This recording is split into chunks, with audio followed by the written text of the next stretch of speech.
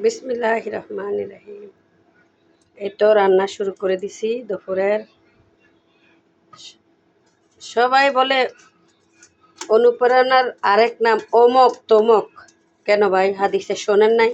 অনুপ্রেরণার নাম হচ্ছে হজরত মোহাম্মদ সাল্লাল্লাহু আলাইহি সাল্লাম। এই অমক তমক এগুলা কি কাম হবে?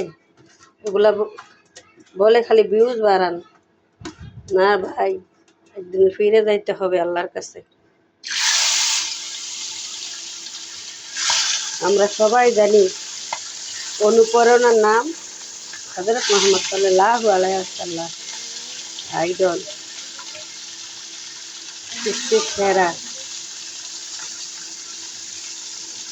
এগুলা বলে কোনো লাভ নেই, দুনিয়ায় পাইবেন শুধু, আল্লাহ ছাড়া তো কোনো কাজ হবে না।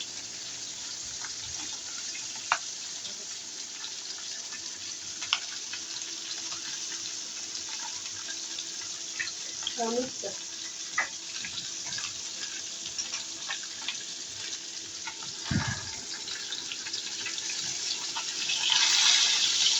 রান্না বান্না শুরু করে দিচ্ছি।